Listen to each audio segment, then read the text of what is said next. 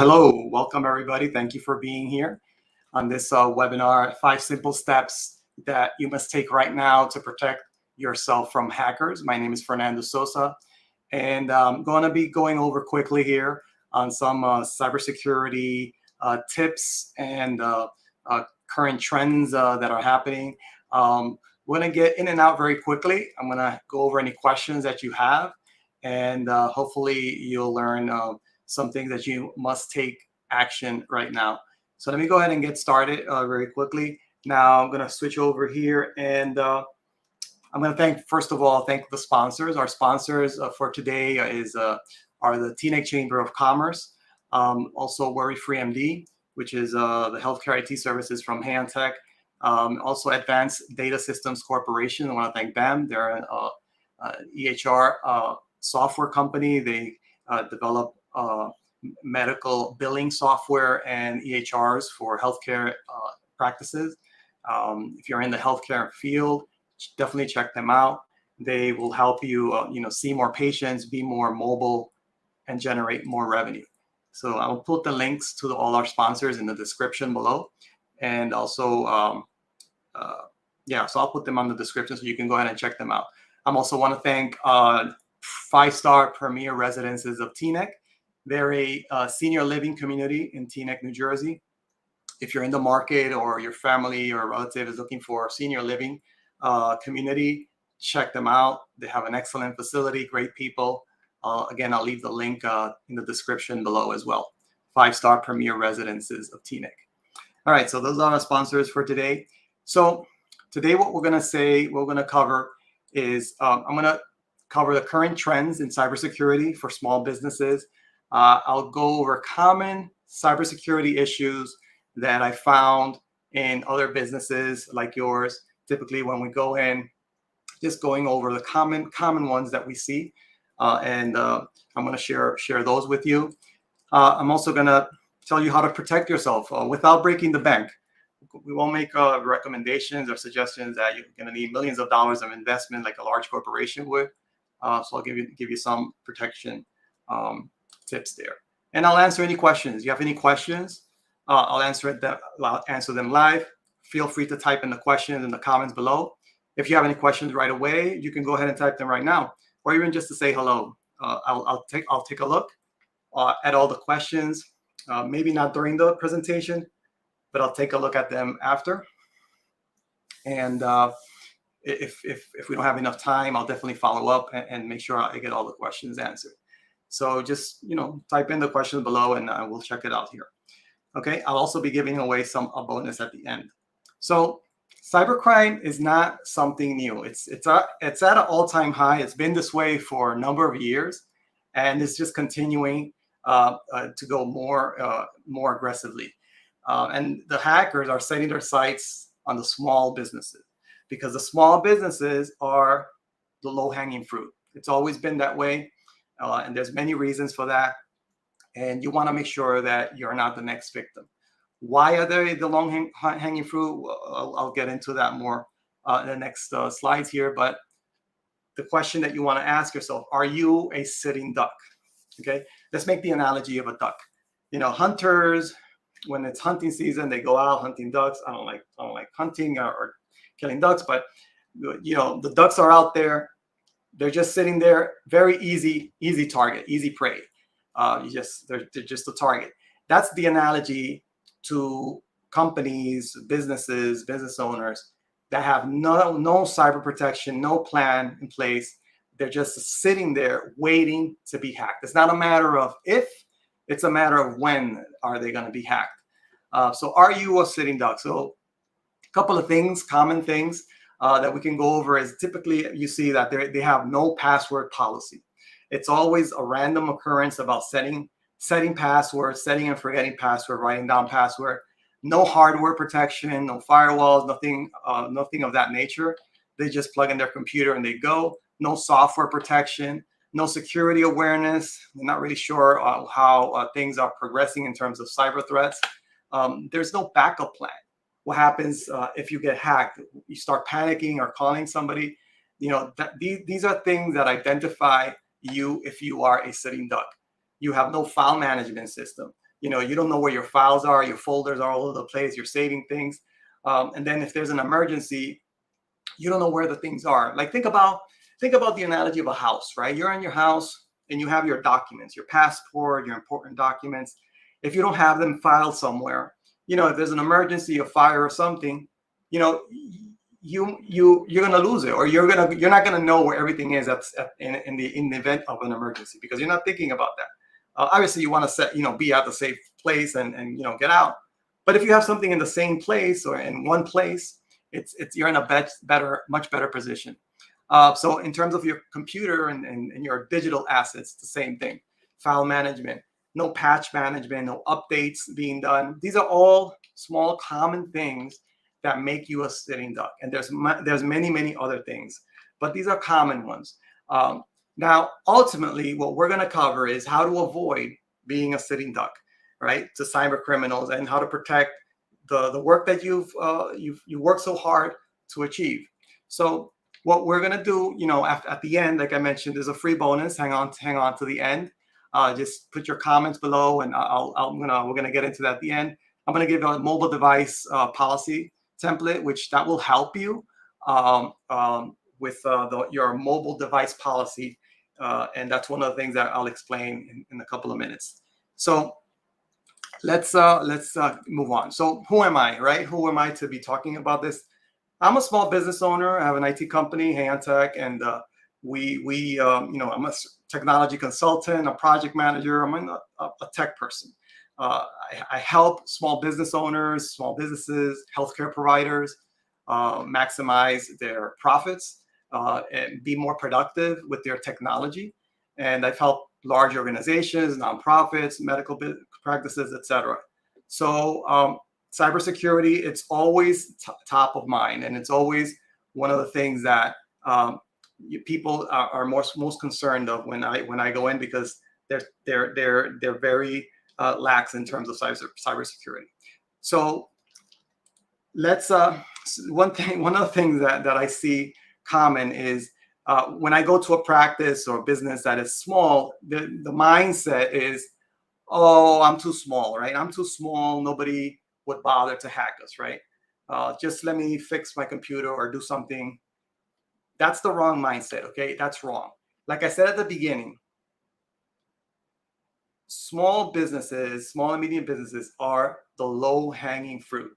Why is that? Because typically, smaller businesses, they don't have, they lack the resources, being money or people, to focus and take care of their IT, their technology. So they're busy doing their day-to-day activities, spending money on trying to get clients and that sort of thing. And for that reason, then their technology and their security is not taken care of as they should be. So comparing the large corporations to the small corporations, large corporations already understand cybersecurity. They're spending the money that they need to spend, and still they're getting hacked, some of them, But the smaller businesses are the low-hanging fruit because they lack the protections that they need. So statistically, 1 in 5 small business fall victim to cybercrime. And this is an old statistic, but it keeps on getting pretty much the same statistic happening over and over time. And it's only getting worse. It's just that the scale is getting bigger and bigger. Small businesses are low-hanging fruit. Like I said, they don't have protocols in place. They don't have security systems in place. And that's the reason. And typically when there's a hack that happens, it's not a personal thing. Don't take it personally. They don't necessarily attack you. They just go out to the masses, and whoever is the low-hanging fruit falls victim. That's pretty much it. Unless you're a very high-profile person that somebody's going to actually attack and try to attack. Hackers in general, they go and do a shotgun approach, and they don't go personally by attacking people. It's devices. They look for the vulnerabilities in the mass, and those are the low-hanging fruit. Half of them are targeted to small businesses. So spam keeps on being one of the biggest points of entry for hackers. It's just so easy to do and so easy to fall victim to. So it just continues to be one of the top ways that hackers get to you. And it's a combination of technology, very minimal technology skills, and more of a social engineering kind of approach where they're tricking you into taking some kind of action with the body of the email that you receive. So that's one of the things that we want to be careful is when we're receiving spam. And I'm sure you've heard this over and over again. So how do you protect yourself? Okay, this is the whole reason why we're here. I'm going to go over 5 simple steps, right? First thing is that you want to get serious about protecting yourself against cybercrime. When I say serious, it's just, I mean, don't dabble into this. Don't just say, oh yeah, I know about it. You know, if you're investing in your business, you want to be take it seriously, because something will happen eventually. Something, it's not a matter of if, it's just when. And if it happens, that's it. It's only going to take one hack, one good hack to just get you out of business. So what does this look like? How do you protect your business? Again, my promise to you is it's going to be simple, not expensive, not something like an incredible high tech solution, but it's going to be like a layer, or like a first level of approach, how to approach it. So the 5 simple steps. Number 1, just password management. Have a password audit. Okay, first thing, go over all of your websites, all of your services, everywhere you have a login and a password. Write them down, make a list. Where are all your accounts? Typically what happens with personal and business accounts is that you go into these sites and services and you randomly ad hoc just create a username and password. Sometimes you save it in the browser, sometimes you don't. Sometimes you write it down on a sticky note, and then you go on to the next site and the next service. Over time, what happens is that you accumulate all these accounts out there on the internet.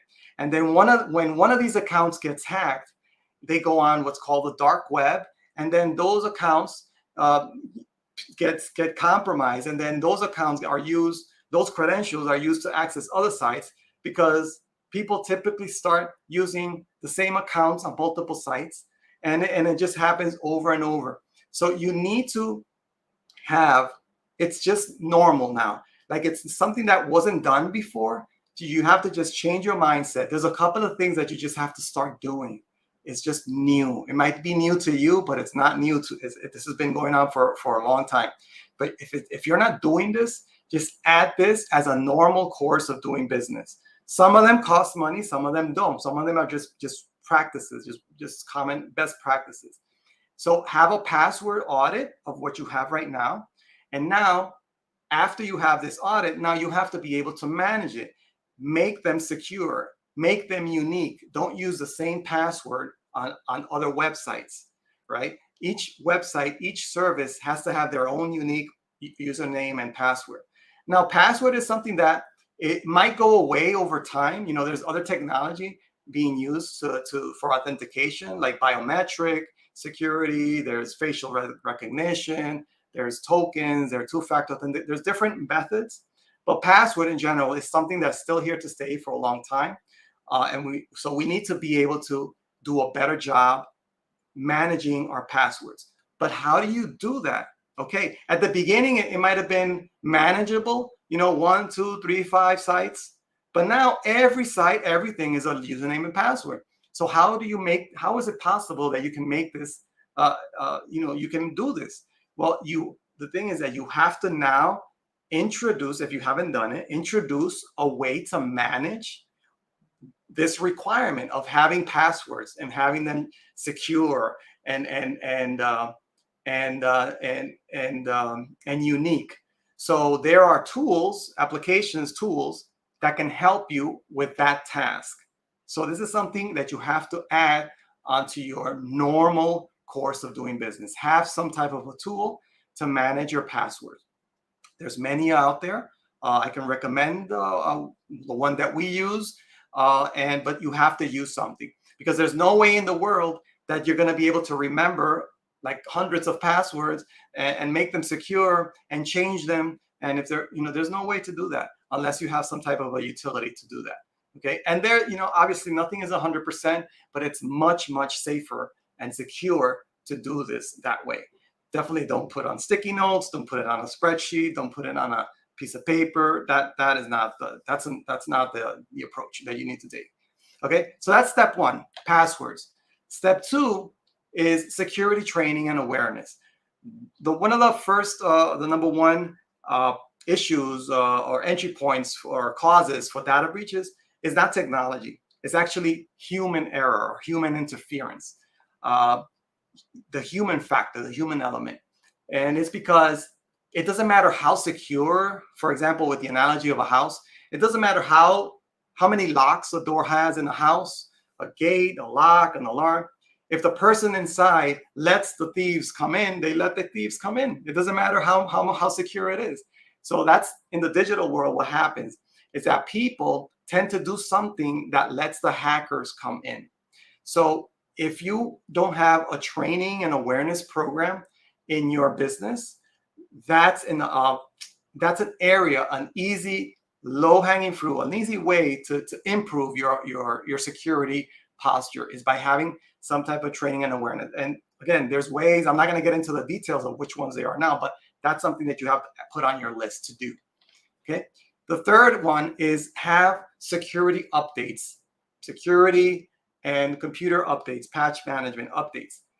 Common issues with security breaches that happen is because systems are out of date. So think about this. Software, the programs that run on the computers, they're developed, they're coded by people, right? And they're coded by people to do certain things. So when they're finished, they're done, they release it to the public starts using the software. But what happens is that hackers look for ways to break into the software and get into your data and do whatever harm they do. So when that happens, then the software vendor, the company that makes the software, they have to go in and change it and fix the vulnerability so the hackers don't come in again.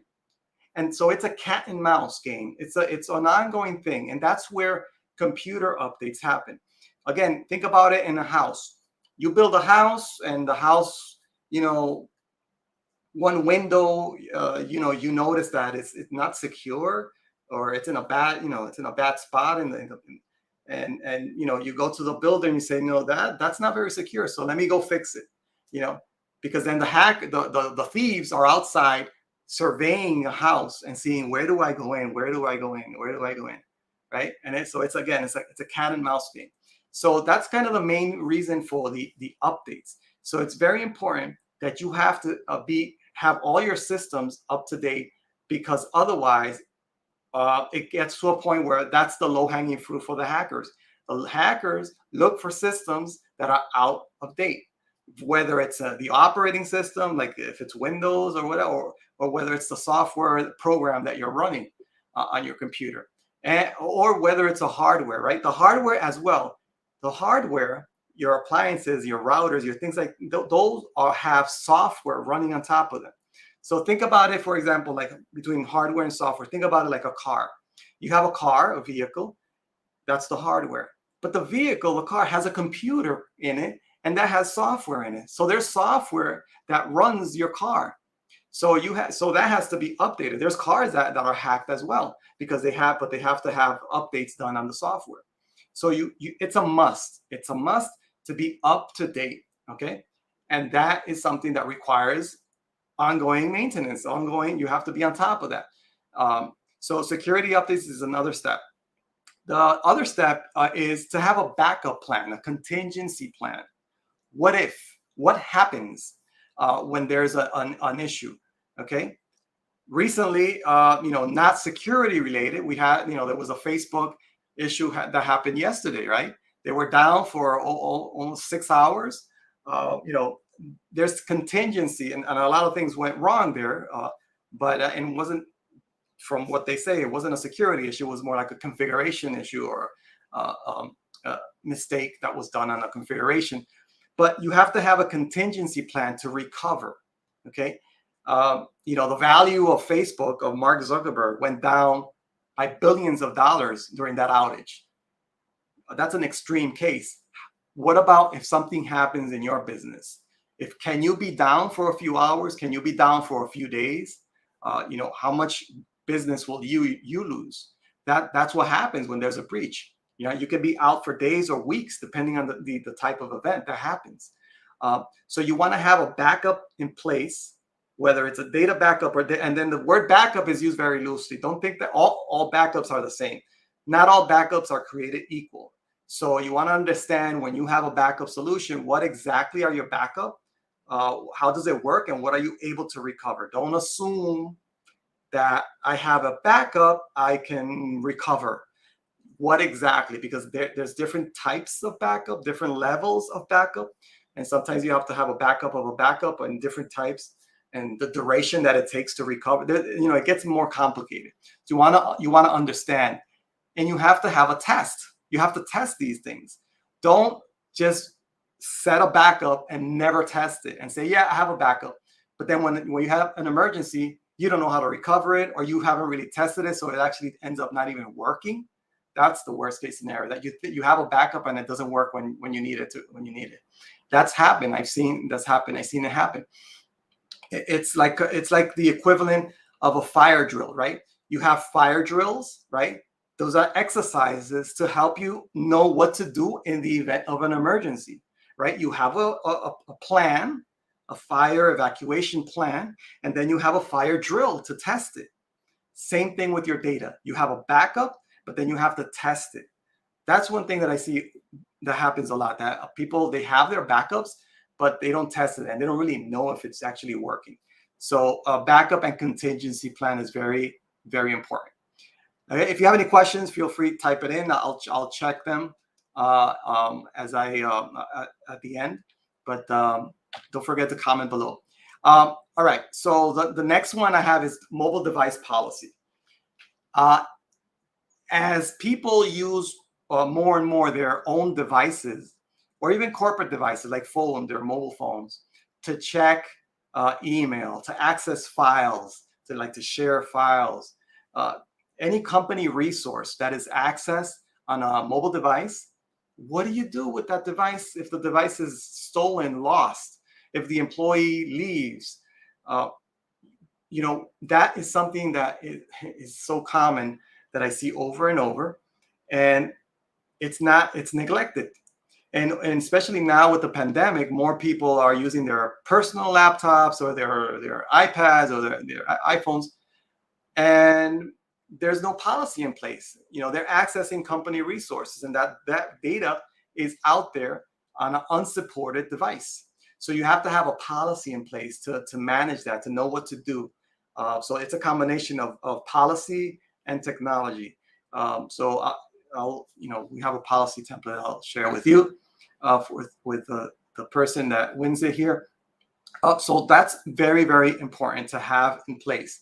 Very simple to do, and will definitely raise your level of security if you take care of it. Let me give you a last one as a bonus, and it's a bonus, but it's very important, is that you want to have a managed firewall in place. Okay, a firewall is a device that is your first point of protection in the perimeter of your network, and it typically is located in your network closet, if you have one, where your modem and your router is. It protects you from the incoming and even the outgoing traffic from the internet coming inside to your network. Okay, it's your first line of defense. Okay, and the key word here is managed. You want to have something that is not just you set it and forget it. You need to be able to monitor and manage it, because that has updates done as well. There's a software that runs on it, and it makes it work, and it has to be kept up to date and monitored. So having a firewall is one of those things that is often neglected and disregarded, because you don't need one to have internet connection, right? Typically, a business will be comfortable just because they have internet connection, and they'll say, "Why do I need a firewall? I already have internet." The firewall is it's a layer of protection.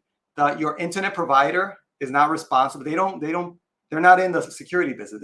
That's not their job. And they might throw in some marketing term that their router has some security and protection, but they don't keep that up to date. It's not, you have to be responsible for your network. And the key piece of your network is having that firewall in place. Okay, so all these things that I mentioned are things that probably are things that if you don't have in place, you just have to add it as a normal operating expense or operating way of doing business that you just have to add on to what you have in place. It's just that simple. There's no, this is not something that will break the bank, because there's many more other advanced things that you can do and then that you should do, I would say, in some depending on your situation.